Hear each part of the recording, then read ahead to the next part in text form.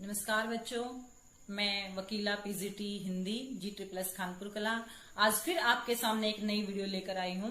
और पिछली वीडियो में हमने जो कुंवर नारायण द्वारा रचित कविता थी, कविता के बहाने उसको हमने किया था, लेकिन आज हम उन्हीं की द्वारा रचित दूसरी कविता है बात सीधी थी पर उसकी सप्रसंग व्याख्या करेंगे।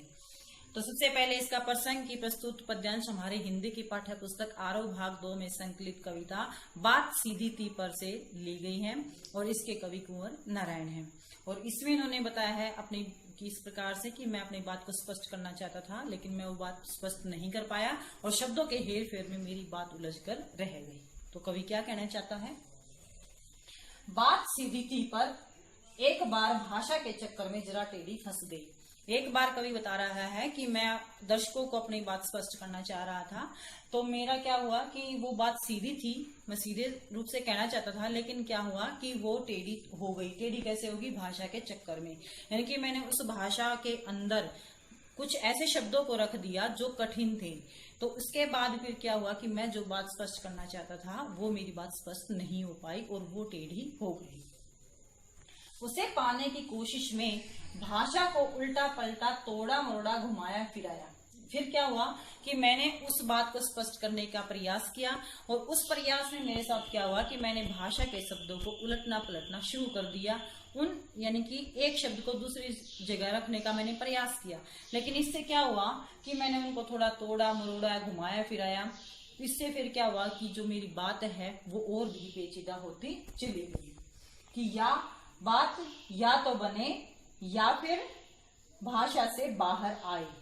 मैं चाहता था कि जो मैंने शब्दों का हेरफेर किया है, उनको मैंने घुमाया फिराया है, या तो वो बात मेरी स्पष्ट हो जाए या फिर मैं उससे बाहर निकल आऊं, लेकिन ऐसा नहीं हुआ।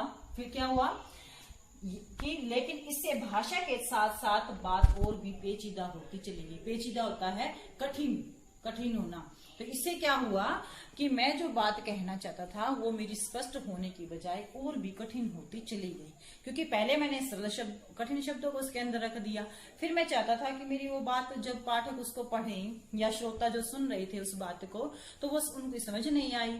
तो फिर मैंने उन शब्दों को एक जगह से दूसरी जगह पर बदलना शुरू कर दिया। तो इससे क्या हुआ कि मेरी जो बात मैं कहना चाहता था वो और भी कठिन होती चली गई। दूसरा स्टेंजा।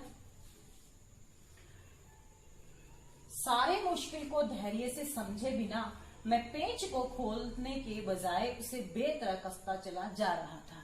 अब कवि ने क्या बताया किस प्रकार से कि जब भी हमारे सामने कोई मुश्किल आ जाए तो हमें उसका धैर्य से काम लेना चाहिए, लेकिन कवि ने ऐसा नहीं किया। उसने क्या किया कि उसने सारी मुश्किल उसके सामने आ गई कि मैं कैसे अपनी बात को स्पष्ट करूं। तो उसने क्या किया कि उसने धैर्य से काम नहीं लिया। इससे क्या हुआ कि मैं जो पेंच को खोलने की बजाय उसे बेतरह कसता चला जा रहा था, यानी कि मैं जो बात कहना चाह रहा था मैं उसको और भी कठिन बनाता जा रहा था। एक एग्जाम्पल यहाँ पर आया है पेंच। पेंच का मतलब होता है, जैसे पेंच आपने देखा उसके अंदर चूड़ियां होती हैं। जैसे ये एक पेन है और इस पेन के अंदर चूड़ियां होती हैं। अगर हम चूड़ियों को घुमाएंगे तो ये अपनी जगह बिल्कुल सही फिट हो जाएगा, ये कहीं पर भी नहीं निकलेगा।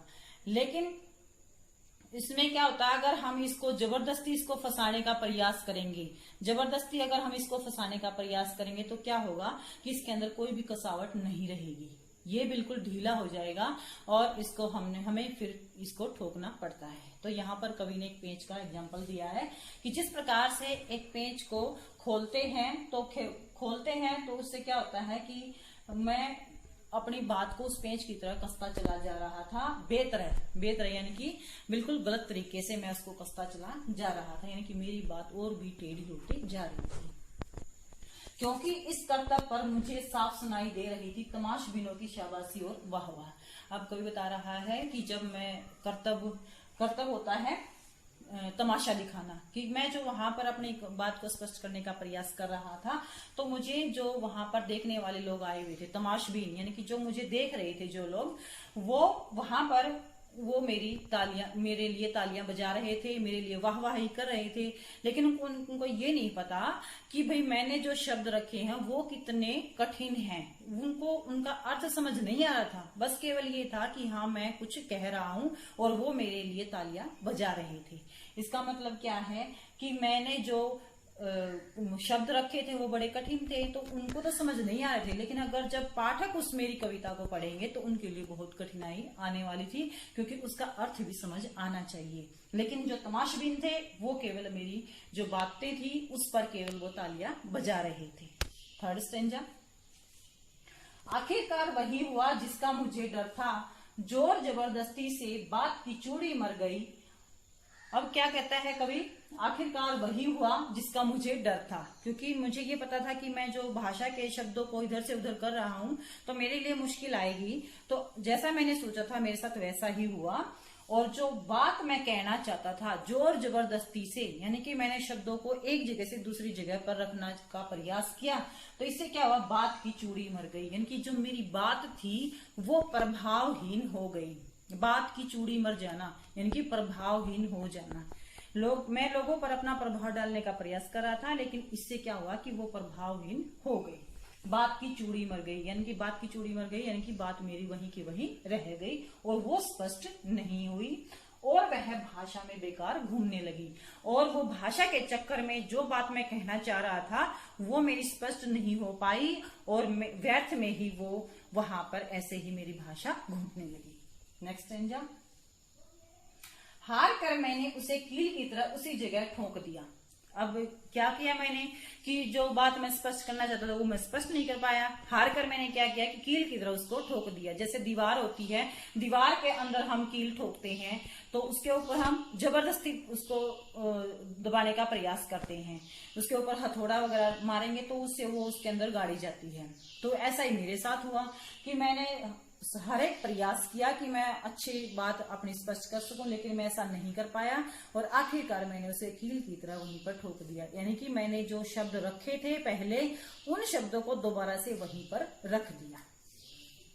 ऊपर से ठीक ठाक पर अंदर से न तो उसमें कसाव था न ताकत। अब ऊपर से तो मेरे शब्द ठीक ठाक लग रहे थे, लेकिन अंदर से जो मेरे शब्दों के जो अर्थ है, जो भावार्थ है, वो स्पष्ट नहीं हो रहा था, जिसके कारण न तो उसके अंदर कोई कसाव था न ही उसके अंदर कोई ताकत थी। बात ने जो एक शरारती बच्चे की तरह मुझसे खेल रही थी। अब जो बात मैं कहना चाह रहा था, वो जो बात मैं स्पष्ट करना चाहता था, जो मेरा कथ्य था वो मैं स्पष्ट ही नहीं कर पाया। तो ऐसा लग रहा था जिस प्रकार से एक शरारती बच्चा शरारत करके किसी को परेशान करता है, उसी प्रकार से जो बात मैं कहना चाहता था वो बात मुझे बार बार परेशान कर रही थी। मुझे पसीना पहुंचते देखकर पूछा। अब मुझे पसीना आया क्योंकि मैं उस बात को स्पष्ट नहीं कर पाया। मेरे सामने परेशानी थी, परेशानी के कारण मैं थोड़ा सा परेशान था।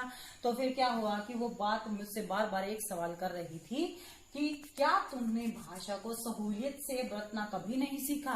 अब वो बात मुझसे सवाल कर रही है कि आप ये बताइए कि आपने कभी भाषा के जो शब्द थे क्या तुमने उनको सही तरीके से नहीं सीखा कि उनको कहाँ पर कैसे रखना चाहिए, किस प्रकार से उन शब्दों के द्वारा पाठकों को आकर्षित करने का प्रयास करना चाहिए। तो वो जो बात थी वो मुझे बार बार परेशान कर रही थी, मुझे प्रश्न कर रही थी कि क्या मैंने कभी भाषा के शब्दों को अच्छी तरह से सीखा ही नहीं है।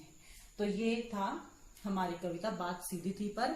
इसमें कवि ने अपनी बात को स्पष्ट करने का प्रयास किया, लेकिन शब्दों के चक्कर में वो टेढ़ी हो गई और जो बात कवि स्पष्ट करना चाहता था वो उस भाषा के चक्कर में फंस गई। और आखिरकार कवि ने क्या किया, कील की तरह उसको वहीं पर ठोक दिया। यानी कि जैसे शब्दों को उसने कठिन शब्दों का प्रयोग किया, क्लिष्ट शब्दों का प्रयोग किया, उसके बाद उसने उन शब्दों को वहीं पर रख दिया क्योंकि वो बात उसकी स्पष्ट नहीं हो पा रही थी। तो यहाँ पर कवि ने किस प्रकार से सहज सरल भाषा का प्रयोग किया है, माधुर्य गुण का प्रयोग है, गीति शैली का प्रयोग है, प्रश्न अलंकार का प्रयोग है, मुक्तक छंद का प्रयोग किया गया है। तो ये था हमारा काव्य सौंदर्य। सभी बच्चों ने ये इस कविता की 100% व्याख्या अपनी नोटबुक में लिखनी है और मैं फिर से दोबारा से हाजिर होंगी आपके सामने नई कविता के साथ और नई वीडियो के साथ। धन्यवाद।